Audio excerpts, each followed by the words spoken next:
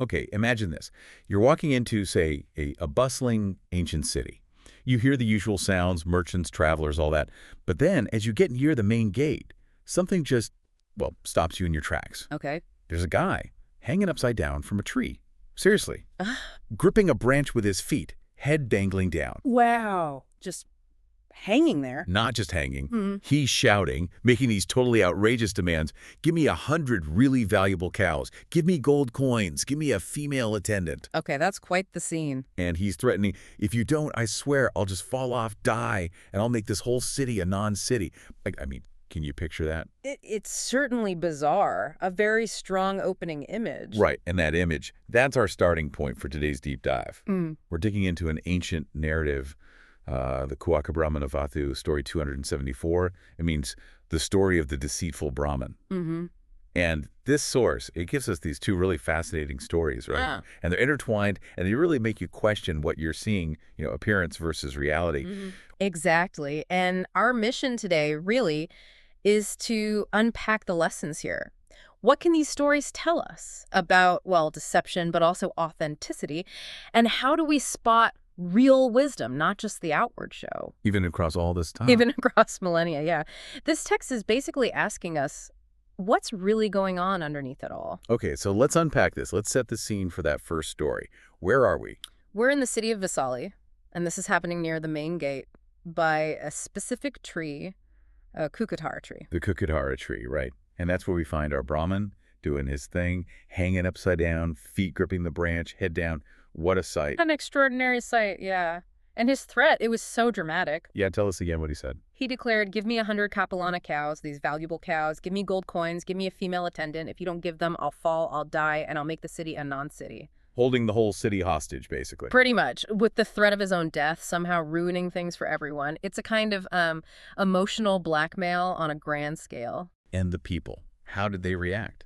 Well, the text says the citizens were terrified. They actually believed he could die and somehow, I don't know, spiritually pollute or destroy the city's fortune. So they caved. They totally caved, gave him everything he demanded. The cows, the gold, the attendant, everything. Wow. But then it gets interesting with the monks, right? Yes, this is a key part. The Buddha and his monks, they saw this guy. They saw him when they entered Vesali, still hanging there. Still putting on the show. Right. But then, when they were leaving the city later, they saw him again. And this time, he had gotten his loot, climbed down, and was just walking away. And how does the text describe him walking away? It says he was walking like a cow. Like a cow. After all that drama, that's something. It is quite the image, isn't it? Sort of placid, maybe unthinking after such a performance. So the monks, they must have been curious.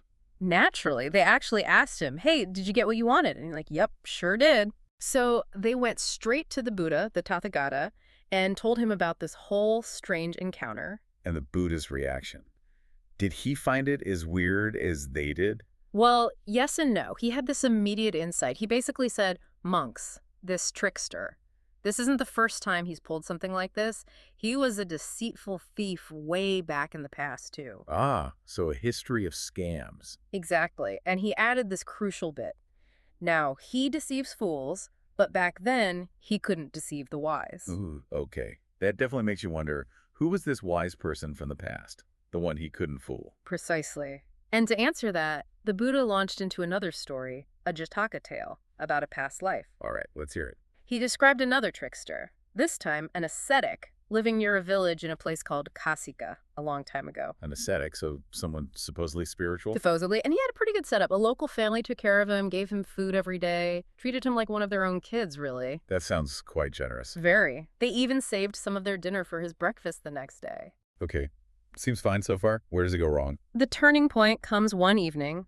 The family managed to get some lizard meat. The text calls it garamasa. They cooked it up. Lizard meat.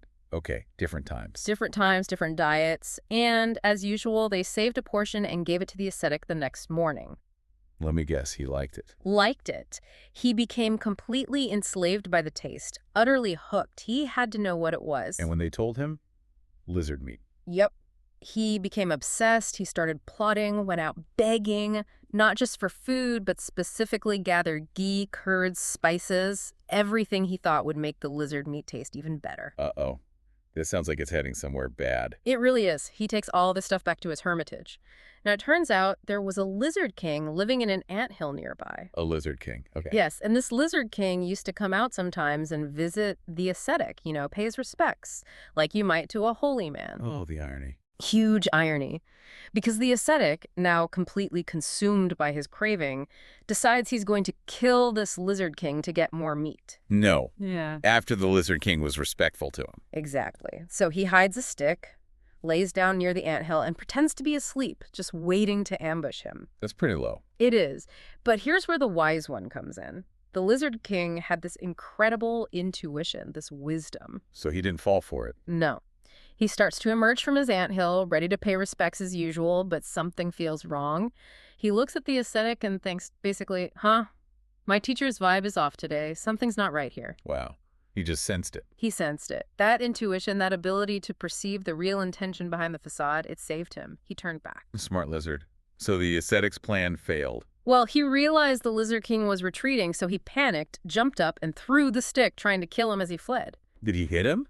Thankfully, no. He missed. The lizard king ducked back into the safety of his anthill. Close call. Did the lizard king just hide then? Not quite. He poked his head out and gave the ascetic a piece of his mind. And it's powerful stuff. What did he say? He said, essentially, I came to you thinking you were a true ascetic, but you're unrestrained.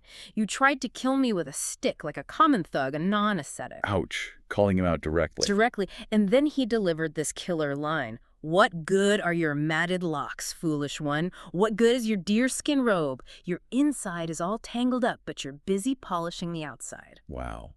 Your inside is tangled, but you polish the outside. That hits hard. Doesn't it? A direct accusation of hypocrisy. Did the ascetic have any response to that? He tried. He desperately tried to lure the lizard king back out, switching tactics. He says, oh, come back, little lizard. Come eat this lovely rice I have with oil and salt and plenty of pepper. Still focused on temptation, on the superficial. Pathetic, really. Yeah. Did the lizard king fall for that? Not a chance. The lizard king basically said, the more you talk like that, the faster I want to run away. Yeah, good for him. And then he declared, I'm going deep into my anthill, 100 men deep. What do I care about your oil, salt, and pepper? That stuff is harmful to me.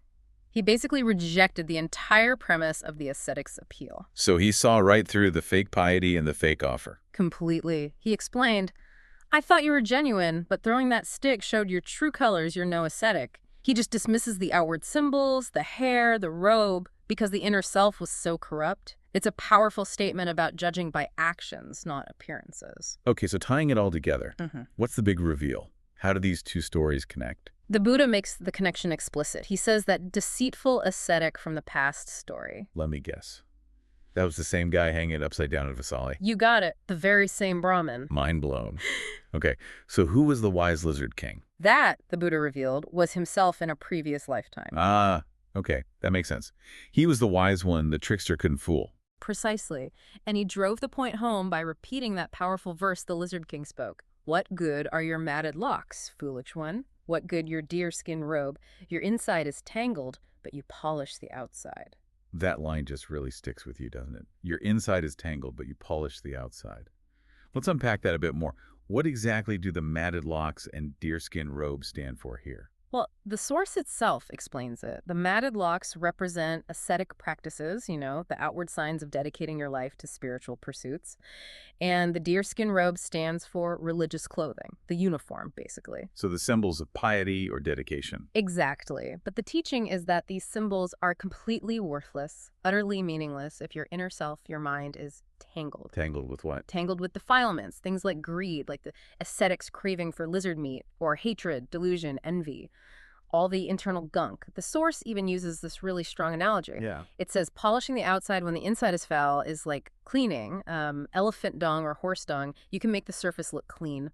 But it's still dung underneath. Exactly. It's inherently foul. It's all about the true nature beneath the superficial layer. You can't just polish the outside and expect it to change what's inside. That's a very vivid, very direct teaching.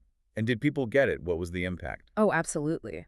The text says that after hearing this discourse, many people in the audience had major breakthroughs. They attained significant spiritual insights, like reaching sotapadhi. Which is the first stage of enlightenment. Right, a really profound shift in understanding. A profound shift, yes. It shows how powerful this teaching was, how deeply it resonated. So this whole deep dive, it really hammers home how deceptive appearances can be, whether it's a guy literally hanging upside down making threats. Or an ascetic who looks the part but is driven by base cravings. It's not just saying people lie, it's showing how these deceptions work and, crucially, how wisdom can see through them. Yeah, it's that discernment piece that feels so important. Definitely. And that core message from the Lizard King, who was the Buddha to be, it just endures, doesn't it? True wisdom, true virtue. It comes from the inside out. Not the outside in. Exactly. It's about your inner world, your integrity, your intentions, the clarity of your mind, not just the symbols you wear or the image you project. It's really a masterclass in looking for authenticity. And it feels so incredibly relevant today, maybe more than ever.